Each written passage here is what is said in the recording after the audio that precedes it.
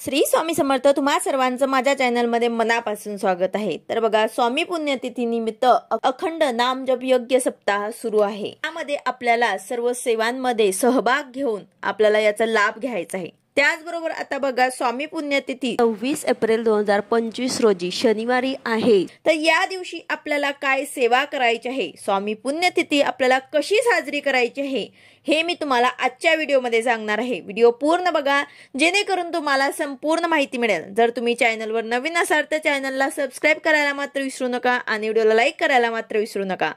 तर बघा, या दिवशी आपल्याला सकाळी लवकर उठून आपलं घर स्वच्छ करायचं आहे। त्याचबरोबर आपल्या उंबरठ्यावरती आपल्याला हळदी आणि त्यामध्ये थोडंसं गोमूत्र टाकून ते मिश्रण आपल्याला त्याचं लेपन आपल्याला आपल्या उंबरठ्यावरती करायचं आहे। हळदीचं लेपन आपल्याला आपल्या उंबरठ्यावरती करायचं आहे। त्याचबरोबर आपला मुख्य दरवाजा सुद्धा आपल्याला स्वच्छ करून छान रांगोळी काढायची आहे।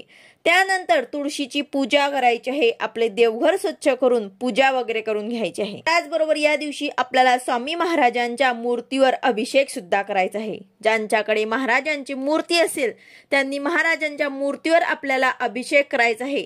नसेल तर तुम्ही फोटोवर सुद्धा अभिषेक करू शकतात किंवा मग ज्या मी सेवा सांगणार आहे ते तुम्ही पठण सुद्धा करू शकतात। तर बघा, आपल्याला स्वामींच्या मूर्तीवर ते अभिषेक करताना कोणते स्तोत्र बोलायचे आहे, तर ते बघा, पुरुष सूक्त आणि स्त्री सूक्त तसेच पवमान सूक्त म्हणून तुम्हाला पाण्याने अभिषेक करायचा आहे। त्यानंतर महाराजांची मूर्तीला आपल्याला स्वच्छ पुसून अष्टगंध, फुलं, वस्त्र, हिना अत्तर, धूप दीप ओवाळून खडी साखरेचा नैवेद्य दाखवून पंचोपचार आपल्याला पूजा करून घ्यायची आहे।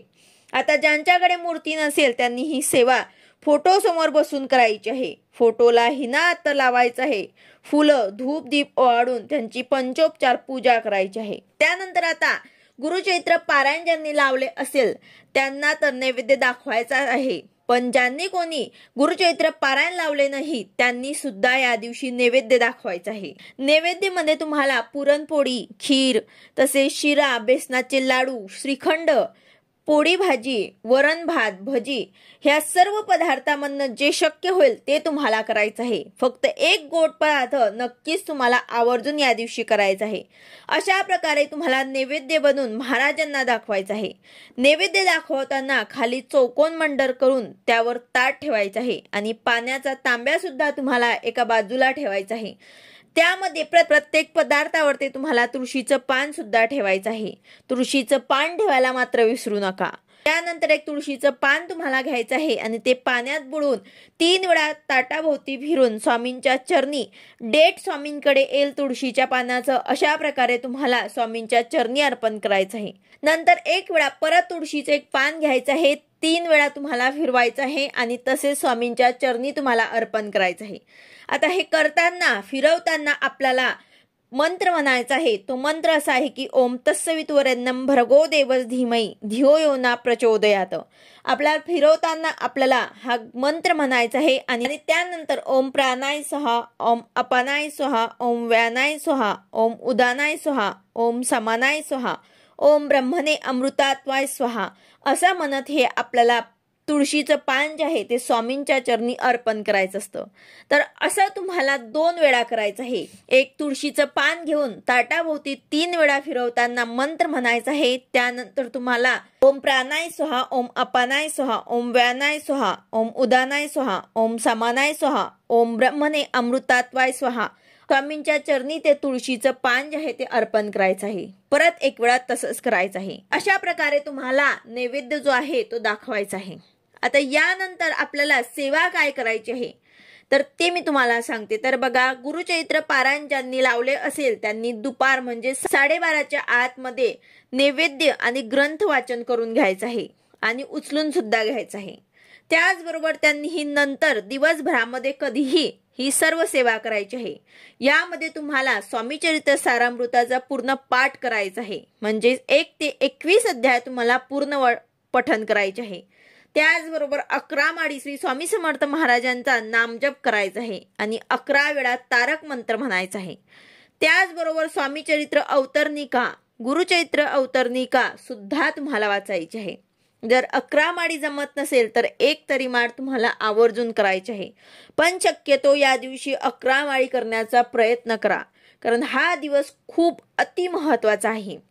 आता नवीन जे सेवेकरी असतील किंवा ज्यांना सेवा करायची आहे पण त्यांच्याकडे ग्रंथ नाही, स्वामी चरित्र सारामृत ग्रंथ नाही किंवा माळ नाही, तर अशांनी सुद्धा या दिवशी सेवा करायची आहे. ते कशा प्रकारे, तर तुम्हाला एक उदबत्ती लावून ती संपेपर्यंत आपल्याला स्वामींच्या षडाक्षरी मंत्राचा जप करायचा आहे. तुम्ही देवांसमोर बसा, एक उदबत्ती लावा आणि ते उदबत्ती संपेपर्यंत तुम्हाला स्वामी महाराजांचा मंत्राचा जप करायचा आहे. दिवसभर स्वामींचं नामस्मरण करा. आता जरी तुम्हाला संकल्पयुक्त सेवा काही इच्छापूर्तीसाठी करायचे असेल तर ते सुद्धा तुम्ही स्वामी पुण्यतिथीच्या दिवसापासून तुम्ही सुरुवात करू शकतात.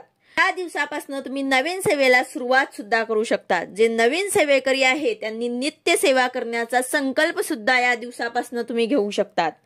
नित्य सेवा सुरू केल्यापासून अनेकांच्या आयुष्यात अशक्य असलेल्या गोष्टीही शक्य झाल्या आहेत.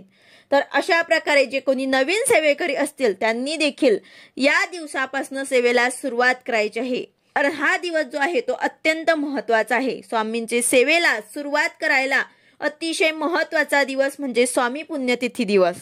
तर अशा प्रकारे जे कोणी नवीन सेवेकरी असतील त्यांनी आवर्जून ग्रंथ घ्या आणि या दिवसापासून तुम्हाला 3 अध्याय 11 माळी स्वामी समर्थ या मंत्राचा जप अशा प्रकारे तुम्हाला नित्य सेवेला सुरुवात करायची आहे. आता ज्यांना शक्य असेल त्यांनी ही सर्व सेवा करायची आहे आणि ज्यांना शक्य नाही त्यांनी एकतरी सेवा यामधनं करायला मात्र विसरू नका. त्याचबरोबर स्वामी पुण्यतिथीच्या दिवशी जवळ केंद्र, मठ किंवा मंदिर असेल तिथे तुम्हाला जाऊन एक नारळ, खडीसाखर, फुलं असे घेऊन जायचं आहे आणि ते तुम्हाला तिथे अर्पण करायचे आहे. त्याचबरोबर यथाशक्ती दान सुद्धा करायचे आहे. तुम्ही ग्रंथांचे दान सुद्धा करू शकता. स्वामी चरित्र सारामृत किंवा विष्णू सहस्रनाम, तारक मंत्र, नित्य सेवा यातून जे शक्य होईल, जितके शक्य होतील तितके तुम्हाला दान करायचे आहे.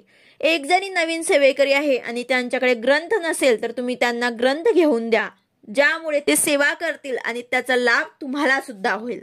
तर अशा प्रकारे आपल्याला स्वामी पुण्यतिथी जी आहे ते साजरी करायचे आहे आणि सेवा सुद्धा करायची आहे. व्हिडिओ आवडला असेल तर लाईक करा, शेअर करा, सबस्क्राईब करा. भेटूया अशाच नवीन व्हिडिओ सोबत. श्री स्वामी समर्थ.